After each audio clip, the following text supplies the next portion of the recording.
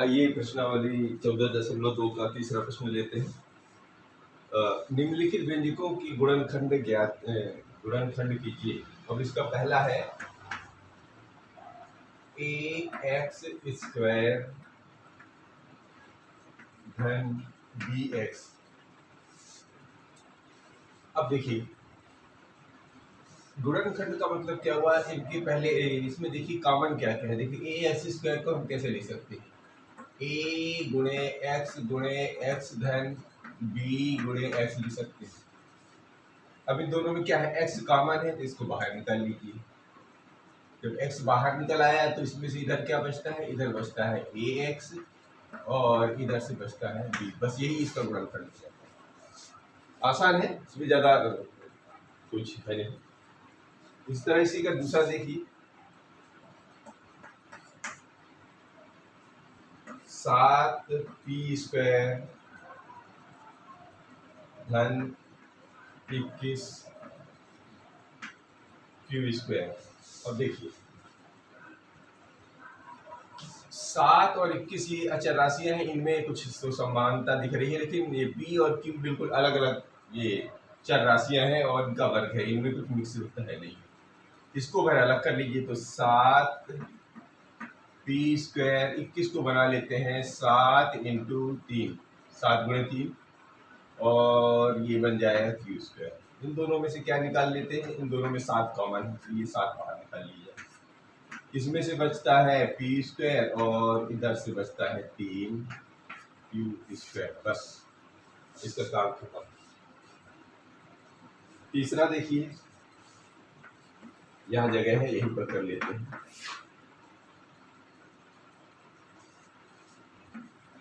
दो एक्स की घाते 3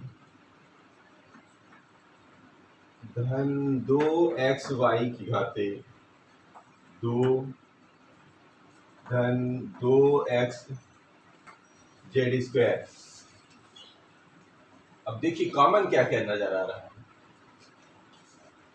एक्स की घाते 3, एक एक्स और एक एक्स और 2 सब में नजर आ रहा है, बाकी तो सब अलग अलग है। तो सब में से क्या निकाल लीजिए, 2 इंटू एक्स स्क्वायर कर देते हैं। क्यों, क्योंकि एक्स की घाते 2 और इसके एक्स की घाते 1 मिलकर एक्स की घाते 3 होता है। इधर से देखेंगे 2x और इधर है वाई स्क्वायर, इधर है 2x और इधर है जेड स्क्वायर। अब 2x ये बाहर निकाल लिया, इधर वाले से बच जाता है एक्स स्क्वायर, इधर वाले से बच जाता है वाई स्क्वायर, इधर वाले से बच जाता है जेड स्क्वायर। ये हो गया तीसरा। चौथा देख लीजिए यहीं पर,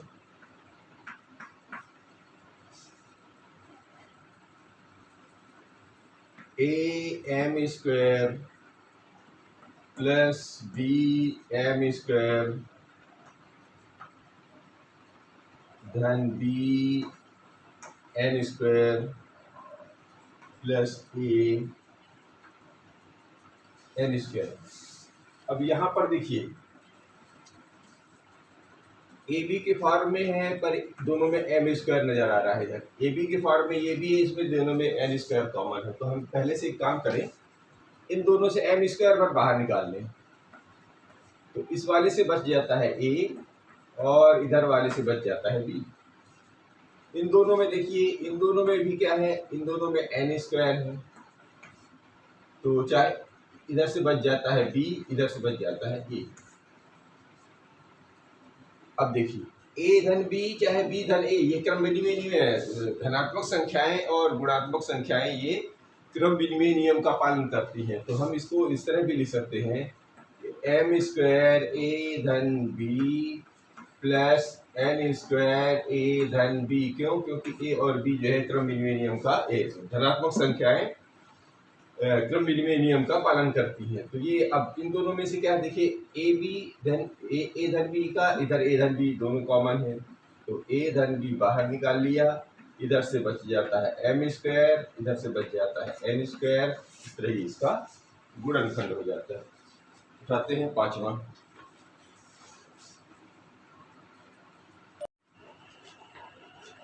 अब ये पांचवा सवाल लेते हैं। एल धन एम में से एल जोड़ के और धन एम धन 1, ये पहले से ब्रैकेट में दिया हुआ है। तो इन दोनों में से देखिए, हम दोनों में क्या है, एल पहले से लिखा हुआ है, तो हम इससे एल बाहर निकाल लें तो इधर वाले से तो बच जाएगा एम, और चूंकि किसी भी संख्या में एक का हमेशा गुणा रहता ही है, तो यदि हम एल बाहर निकाल लिए तब भी इसमें से एक तो बचता ही। और इधर एम धन 1, इसको एक जुड़ा बदल दीजिए। अब इधर भी देखिए, इसमें एम धन 1 इसमें भी कॉमन है। अब जब एम धन 1 निकाल लेंगे तो इसमें भी एम का 1 का गुणा कर लीजिए, जैसे इसमें 1 रहता ही है, तो एम धन 1 यहाँ से बाहर निकाल लेते हैं, तो इधर से बचता है एल और इधर से बचता है 1। ये हमारा पांचवा हो जाता है। छोटे छोटे सवाल हैं, ज़्यादा बड़े नहीं। छठवां लेते हैं, y इंटू वाई धन जेड और 9 इंटू वाई धन जेड। ये तो पहले से ही सेपरेट करके रखा हुआ है। इस व्यंजक में y धन जेड, इस वाले व्यंजक में y धन जेड, इन दोनों को अलग कर लीजिए पहले से। तो y धन जेड यदि हम बाहर निकाल लेते हैं तो इधर वाले से सिर्फ y बच रहा है और इधर वाले से 9 बच रहा है, अलग से कुछ काम करने की जरूरत ही नहीं है इसमें। अब इसमें सातवां ले लेते हैं,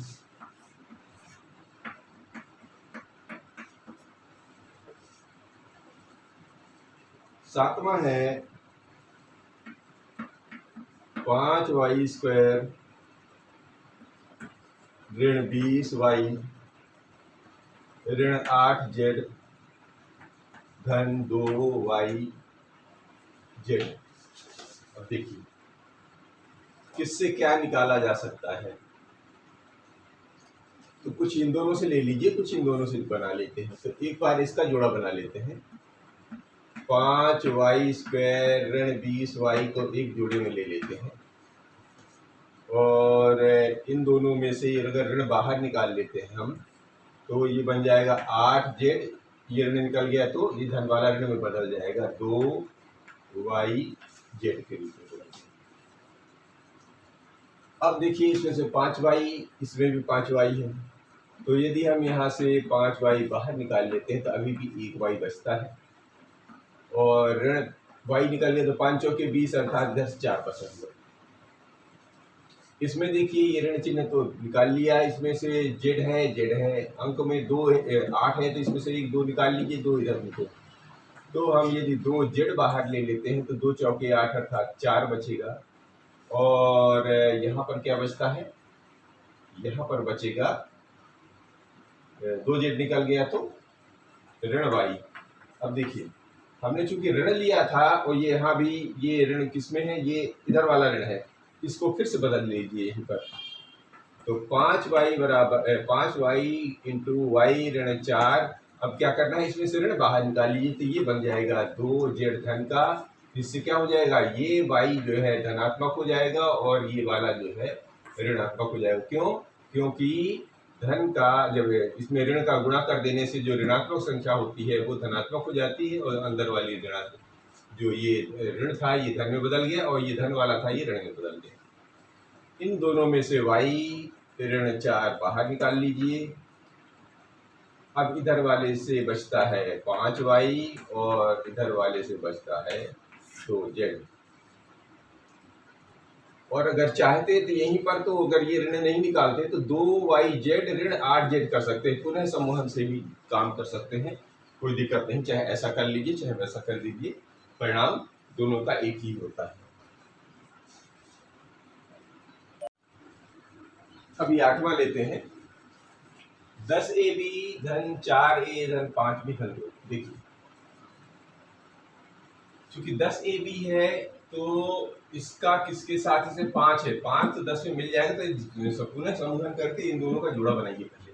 तो हम इन दोनों को पास पास में लिख लेते हैं पहले, 10ab धन 5b। ये क्यों कर रहे हैं ऐसा, क्योंकि इसमें 5 है, इससे 5 मिल सकता है, इधर से कुछ निकलेगा तो, लेकिन थोड़ा सा पढ़ना, चाहे इससे मिला लीजिए चाहे इससे, परिणाम अंत में वही निकलना है, लेकिन थोड़ा सा आसानी की होने की वजह से हमको पुनः समूहन कर लेना ज़्यादा उचित लगता है। इसलिए ही ऐसा इसको जोड़े बना दिया। अब इन दोनों का जोड़ा बना लीजिए, इसका अलग जोड़ा बना लीजिए। तो ये बन गया 10AB धन 5B, इसका अलग जोड़ा बना दीजिए। और इसका बना दीजिए अलग 4A धन 2, ये अलग जोड़ा बना दीजिए। अब इसमें से क्या निकल आएगा, देखिए B दोनों में है, इसमें से 10 में से 5 दूनी 10, इसमें 5 निकलेगा, एक 5 निकलेगा। तो 5B हम बाहर ले लेते हैं, तो ये बनेगा 5 दूनी 10 यानी 2, और A और 5B ही पूरा निकल गया है, तो बचा है केवल ये। इधर से देखते हैं, इसमें से भी हम 2 दिख रहा है और 2 इसमें है, तो 2 बाहर निकल गया, तो इधर से 2 दूनी 4 अर्थात 2A बचेगा। क्योंकि 2 बाहर निकल गया तो 2 एकम 2 होता है ना, तो तब भी 1 बचता है। अब 2 धन 1 दोनों में है, सो हमने 2A धन 1 ये बाहर निकाल लिया। इधर वाले में से अभी भी 5B बचा है, इधर वाले में से ये 2 बचा है, ये इसका गुणनखंडन हो गया। और इसी में एक प्रश्न और है, 9वां नंबर। ये है 6xy ऋण 4y धन 6 ऋण 9x। ये सीधा सीधा है, आप इन दोनों का पेयर बना लीजिए, एक इन दोनों का पेयर बना लीजिए। तो इसमें से हमने 6xy ऋण 4y का एक जोड़ा अलग कर लिया, और धन क्योंकि x वाला पद है तो यहाँ पर भी आप पहले ऐसे लिख लीजिए, 6 ऋण 9x का ये जोड़ा पहले अलग कर लीजिए, फिर इसका हिसाब किताब आदि कर लीजिए। अब देखिए इसमें से क्या निकल रहा है, एक y है, इसमें से 2 दोनों में है, तो 2 निकाल लिया और y निकाल लिया, तो 2 तिहाई 6 3x, और इसमें से 2 दूनी 4 अर्थात 2। अब यहाँ देखिए ये ऋणात्मक है, ये धनात्मक है। अभी हमने यहाँ पर धन वापस लिया है, तो अगर हम यहाँ से ऋण भी निकालना पड़ेगा हमें, तो इसमें से हम ऋण अगर निकाल लें तो ये बन जाएगा पहले 9x धनात्मक में हो जाएगा, ये हो जाएगा ऋणात्मक में, कॉमन अब आप निकाल लेते हैं। एक लाइन बढ़ा देने से कोई खास फर्क नहीं पड़ेगा, तो समझने में थोड़ी सी आसानी हो जाएगी। ये ऋण जब बाहर निकाल लिया तो ये धनात्मक संख्या ऋण में बदल गई, जो धन वाला था वो ऋण में बदल गया, ऋण वाला धन में बदल गया। इन दोनों में से हमने क्या निकालना है, 3 त्रिकाई 9 3 दूनी 6, तो 3 निकलेगा। तो यहाँ से बच जाएगा 2x ऋण 3 दूनी 3 त्रिकाई 9 3x और 3 दूनी 6। ये 3x ऋण 2 3x ऋण 2 दोनों में कॉमन आ गया, तो 3x ऋण 2 इन दोनों से बाहर निकाल लिया। इधर से बचा है 2y और इधर से बचा है 3, ये इसका गुणनखंड हो जाता है।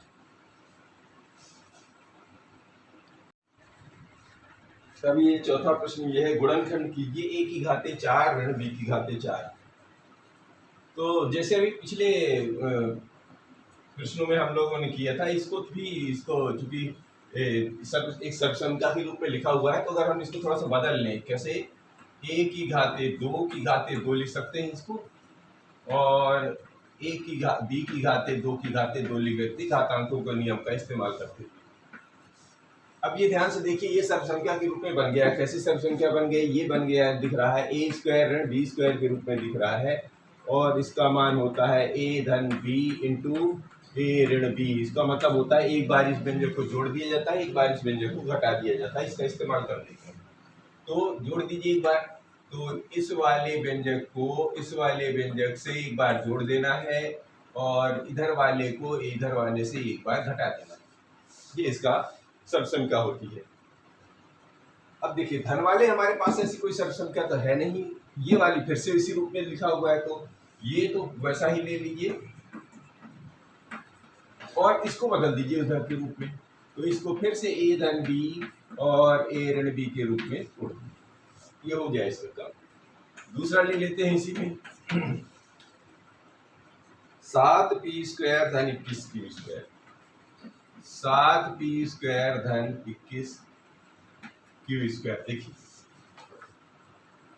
नहीं, ये दूसरा।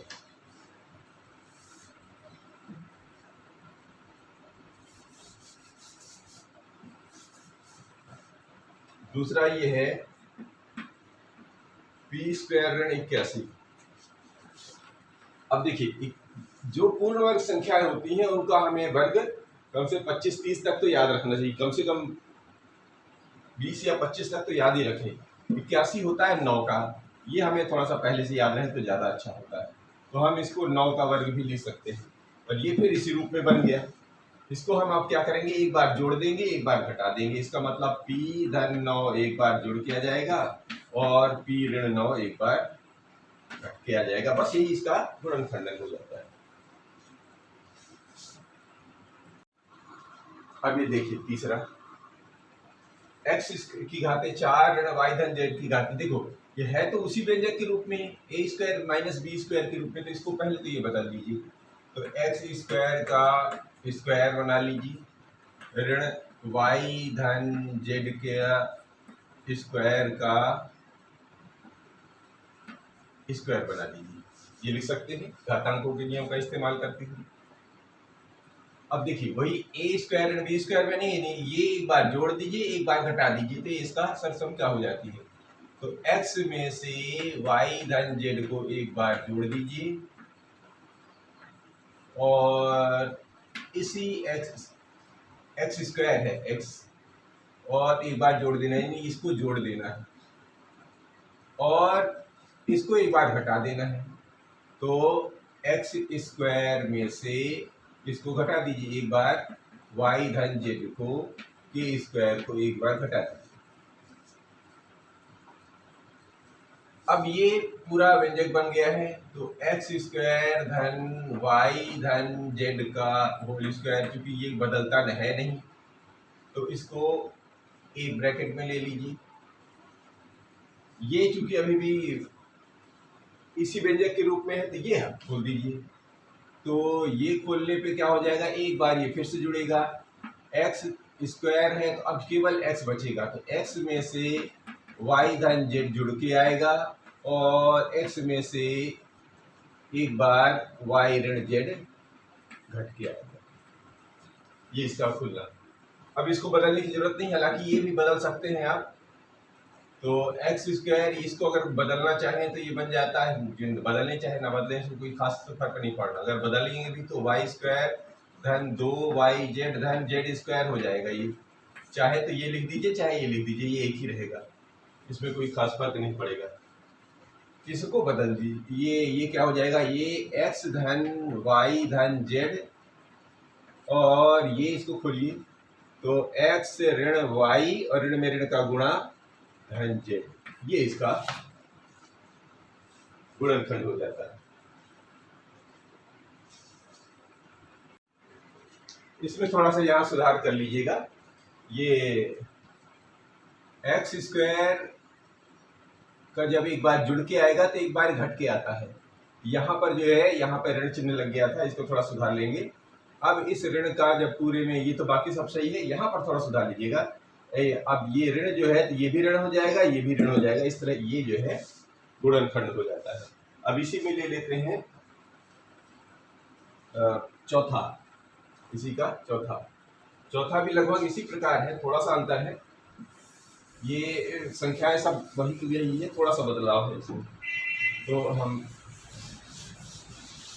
ये लेते हैं चौथा।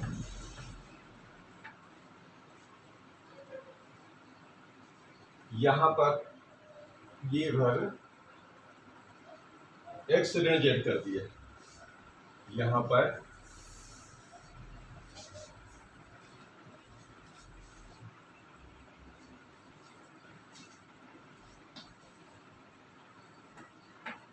ये रहा चौथा, x की घाते 4 ऋण x ऋण z की घाते 4, ये लेना। चलिए बिल्कुल वैसा ही है, कोई अंतर नहीं है। तो इसको बदल लीजिए पहले। तो ये बन जाएगा एक्स स्क्वायर का स्क्वायर ऋण, इसको भी बदल दीजिए, एक्स ऋण जेड के स्क्वायर का स्क्वायर, अब इन दोनों को अलग अलग करिए, सरसमीकरण के रूप में आ गया, तो एक बार जोड़ के एक बार घटा के, अर्थात एक्स स्क्वायर में से एक्स ऋण जेड के स्क्वायर को एक बार जोड़ दीजिए और इसी में से एक्स स्क्वायर ऋण एक्स ऋण जेड में से के वर्ग में से एक बार घटा दीजिए। अब ये फिर उसी सरसंख्या के रूप में आ रहा है, इधर एक्स स्क्वायर फिर से खोलना पड़ेगा, तो दोनों को खोल के फिर से खोल दीजिए। तो ये एक्स स्क्वायर इसको खोलेंगे तो ये बन जाता है एक्स स्क्वायर ऋण 2x जेड और धन जेड का स्क्वायर, ये इधर वाले से बन गया। एक्स स्क्वायर वही है, इसको खोल दिया तो ये इस तरह बन गया।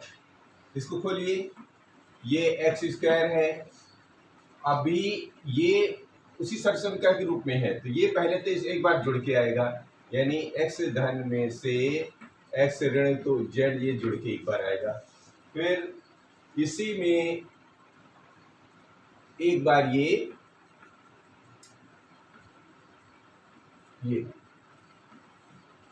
घट के आएगा एक बार।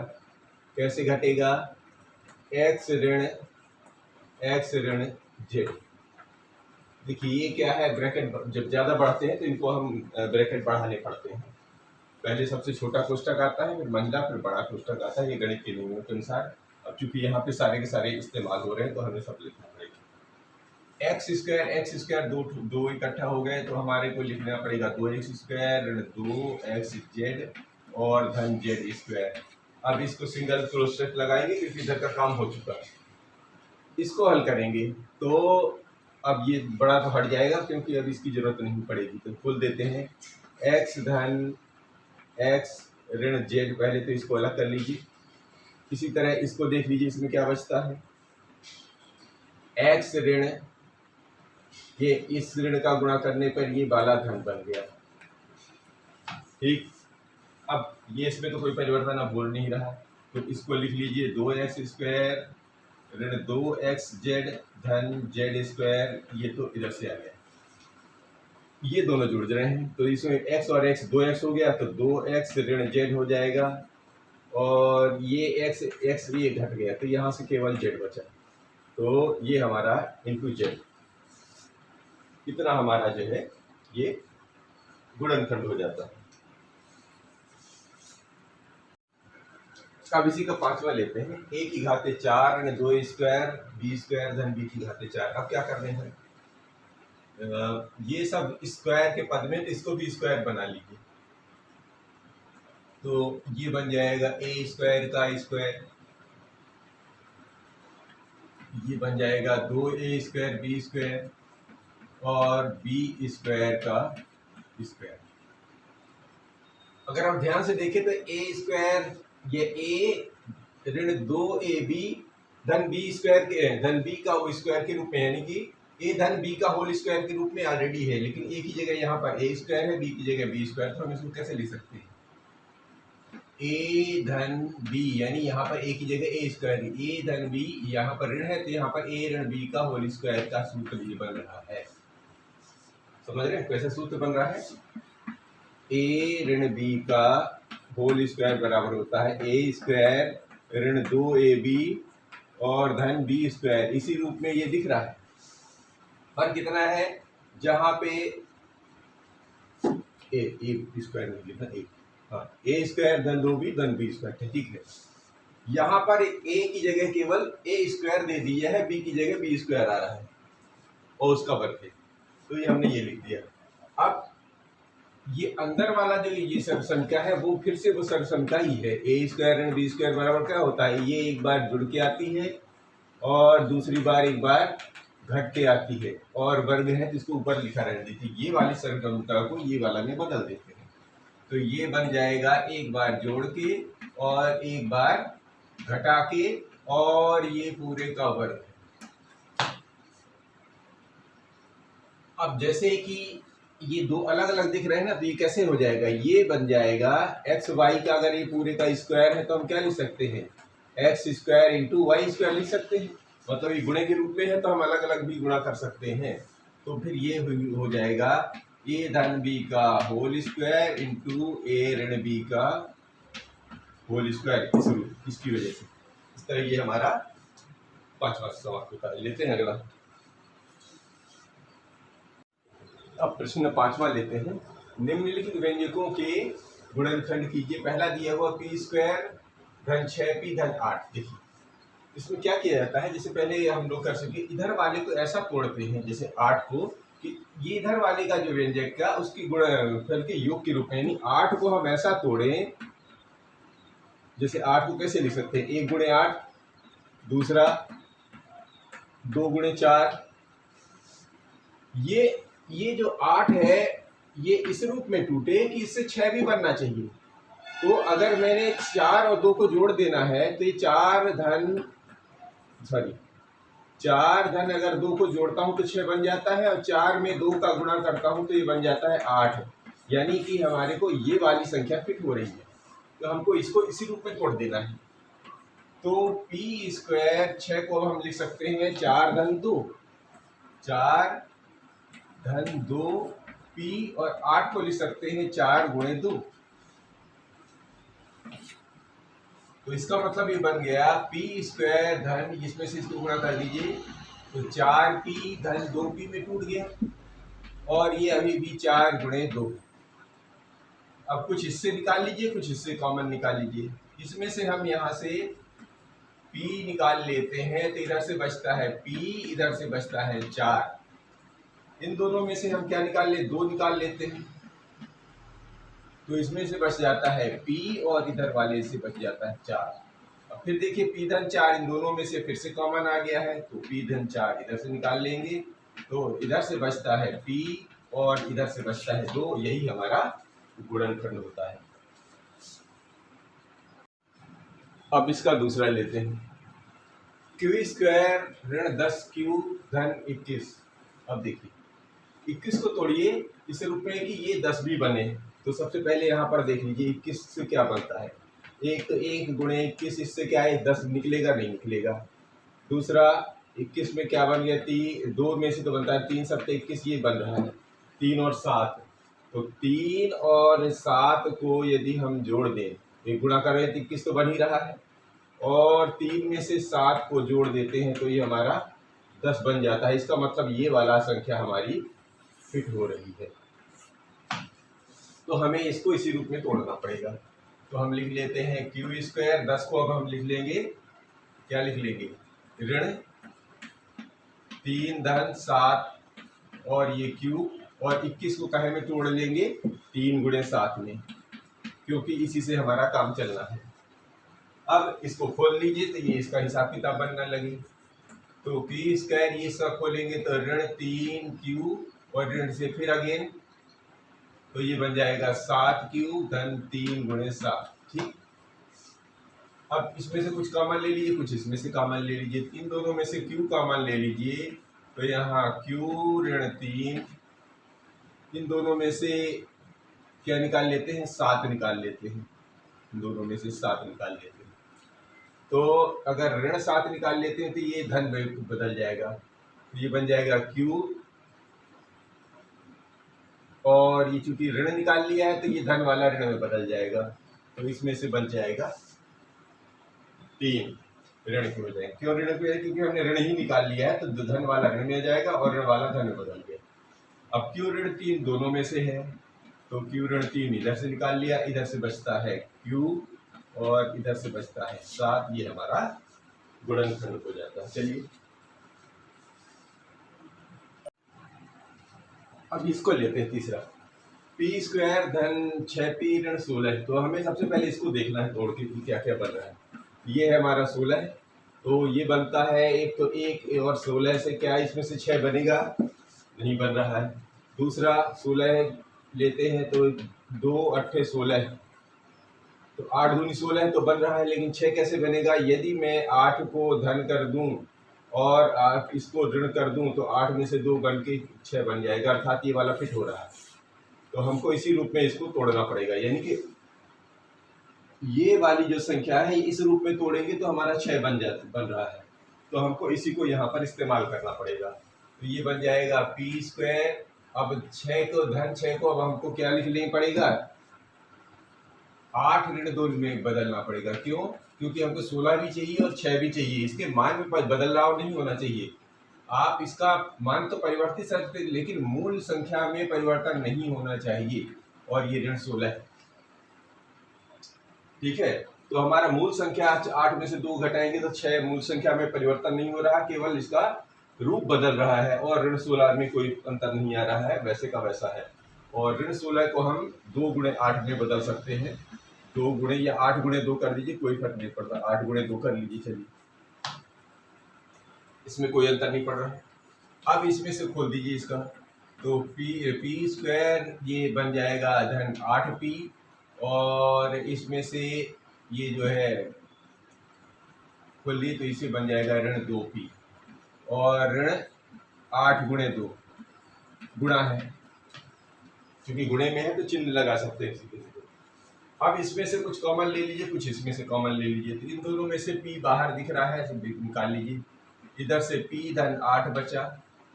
इन दोनों में से देखिए, इन दोनों में से ऋण तो दोनों में ऋण है तो ऋण निकाल लीजिए। इसमें से और क्या बच रहा है, 2 दिख रहा है। अब जब दोनों ऋण बाहर निकल गए तो ये पहला धन बन जाएगा। दोनों संख्याएं धनात्मक में बदल गई। अब p धन 8 दोनों में फिर साफ साफ दिख रहा है, तो इधर से p और इधर से ऋण 2 बच गया। इस तरह ये हमारा गुणनखंड पूरा होता है। मिलते हैं अगले वीडियो में।